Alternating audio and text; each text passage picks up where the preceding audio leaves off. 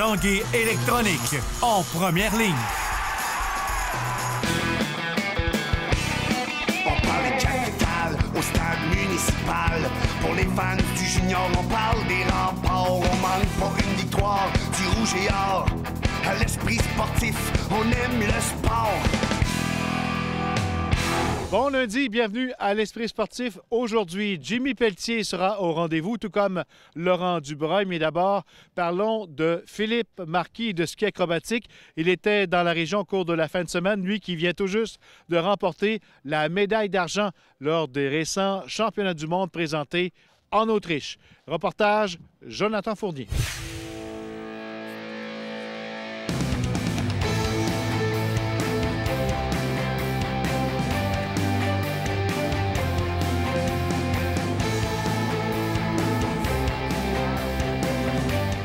Il y a quelques jours à Kreisberg, en Autriche, aux championnats mondiaux de ski acrobatique, 3 Canadiens ont marqué l'histoire en remportant les 3 premières positions. Michael Kingsbury, Marc-Antoine Gagnon et Philippe Marquis ont remporté les 3 médailles, complétant ici un podium 100% canadien. L'athlète olympique Philippe Marquis, de retour à Québec avec sa médaille d'argent des mondiaux, était de passage dans des écoles primaires de la région pour partager son expérience. Ça a été un bon début de saison. Je ne veux pas m'asseoir là-dessus parce qu'il reste encore une moitié de saison à faire. Mais en gagnant la première Coupe du monde de la saison, c'était déjà un départ canon. Maintenant, deuxième au championnat du monde en duel, ça prouve aux gens que c'était pas juste un coup de chance, mais définitivement que cette année, je suis là pour performer. Je ramène la médaille d'argent, mais dans ma tête, c'est plus le package complet d'avoir sweepé le podium qui va rester gravé dans ma tête pour toujours. Mais en Autriche, j'avais des objectifs vraiment élevés. J'allais au championnat du monde un peu avec le même mindset que j'avais aux Olympiques. Je voulais aller là avec l'intention de faire un podium. C'était l'objectif de début de saison. J'étais arrivé là, j'ai fini 6e, première compétition en simple. 6e était quand même mon meilleur résultat en championnat du monde, mais ça m'a définitivement laissé sur ma faim parce que, comme je te dis, je voulais vraiment un podium. La bonne nouvelle, c'est qu'on pouvait tourner la page vite puis se reprendre en duel le lendemain. Je me suis qualifié 2e, donc excellente position parce que j'avais pas Michael dans ma braquette de duel. Donc toutes les as étaient quand même enlignées pour que je performe bien. Quand on est arrivé en demi-finale, puis on était juste 4 gars, puis on s'est regardé en haut, puis on était 3 Canadiens. Je pense que c'est là qu'on a fait « Oh my God, OK, là, c'est bien aligné ». Puis c'est pas facile en duel parce que justement, il y a beaucoup d'hasard. Contre qui tu te prends en duel, si les as sont alignés.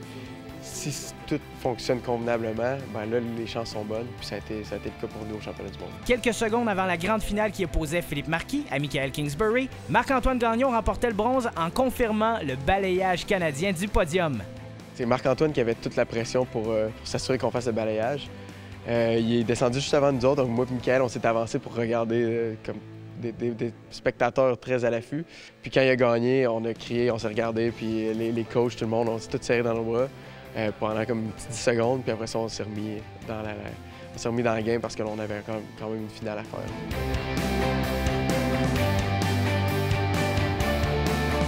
Dès qu'on est arrivé en bas, on a à peine regardé c'était qui avait gagné entre moi et Michael, puis on était les 3 dans nos bras, puis on célébrait, puis on profitait du moment historique. On est comme des frères, tu sais, on s'entraîne 360 jours par année ensemble.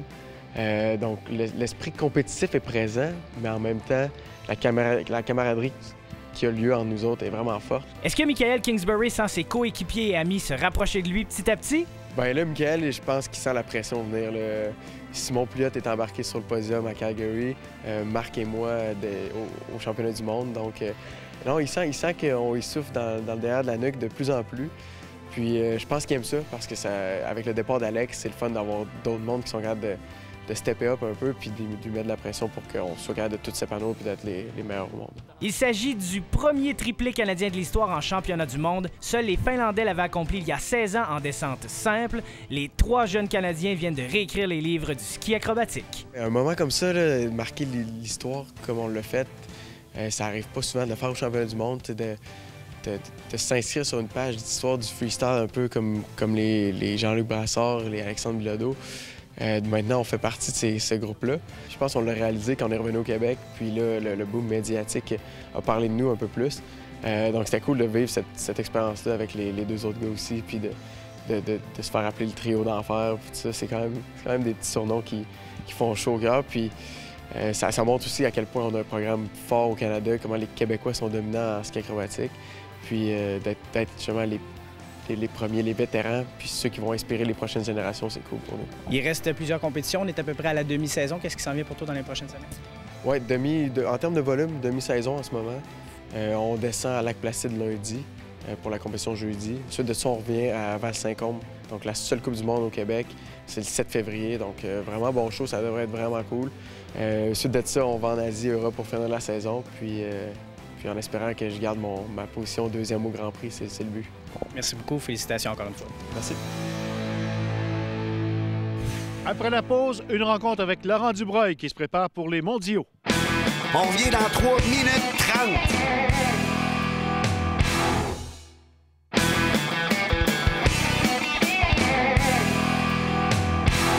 Cette fin de semaine, à l'anneau de glace Gaétan-Boucher se déroulait la Coupe Canada 3 de patinage de vitesse longue piste et Laurent Dubreuil était au rendez-vous. Mon confrère Stéphane Turcot l'a rencontré pour parler de son excellent début de saison, 4 podiums en 4 Coupes du monde, également de ce qui s'en vient pour lui, dont les prochains championnats du monde.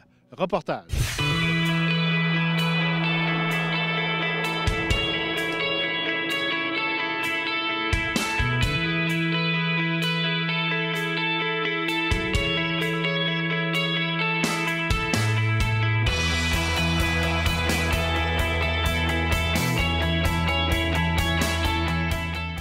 C'est un petit réchauffement avant le retour en Europe et la fin de la saison.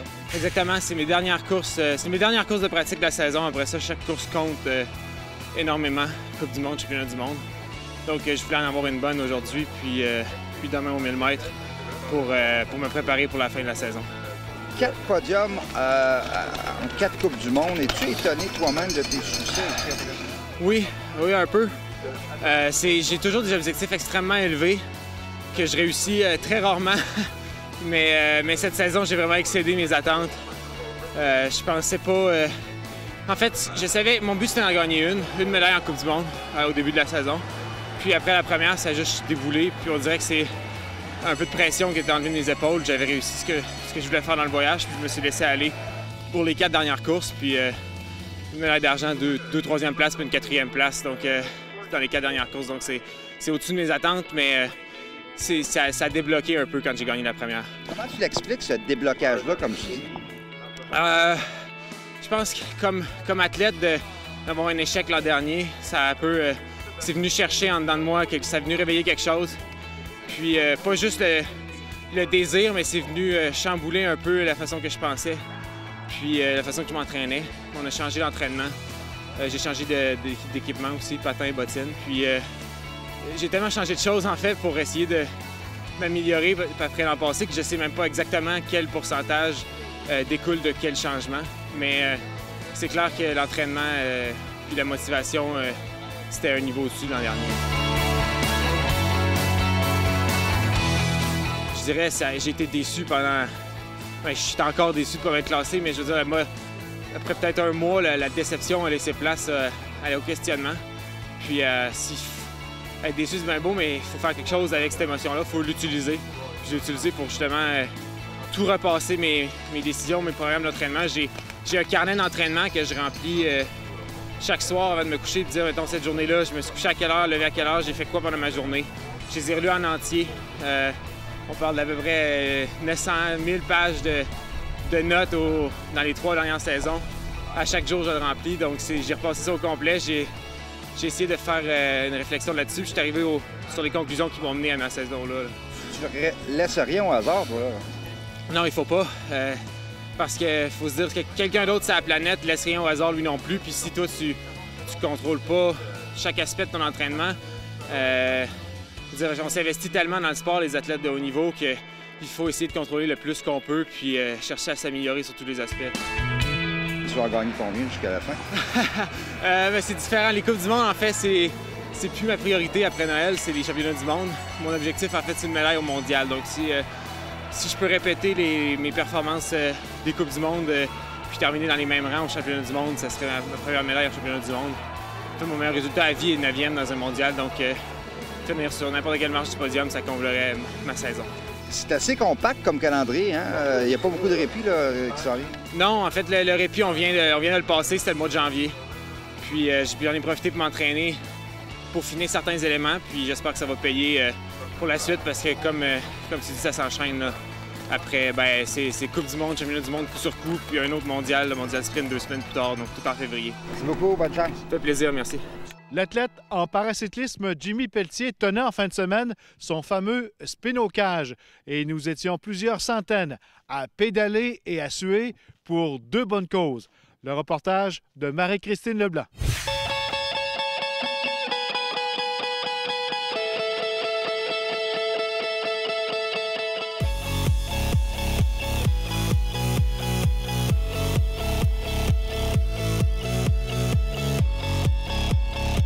Il faisait chaud à la cage au sport Le Bourgneuf samedi après-midi.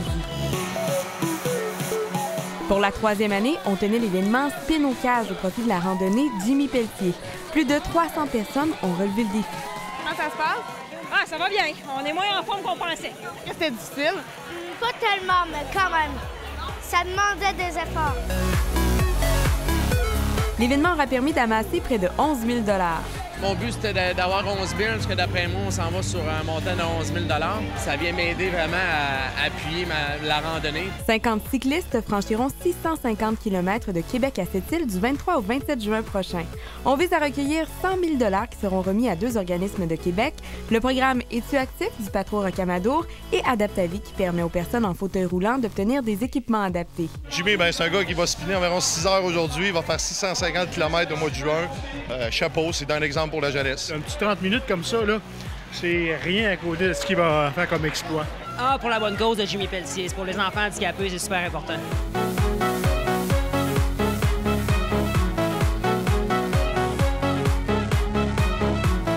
L'athlète Jimmy Pelletier souhaite inspirer et redonner à la communauté encore longtemps. On a juste une vie à vivre, puis oui, j'ai eu un accident. Ça va faire au-dessus de 19 ans, je suis en fauteuil, mais je m'ai tout le temps dit, gars, faut foncer. On n'accepte jamais ce qui nous arrive. On s'adapte à la situation. Marie-Christine Leblanc, TVA Nouvelle, à Québec. Alors voilà, c'était l'Esprit sportif pour aujourd'hui. Je vous rappelle que vous pouvez revoir toutes nos émissions en vous rendant sur le site Facebook de l'Esprit sportif. Bye bye, à demain.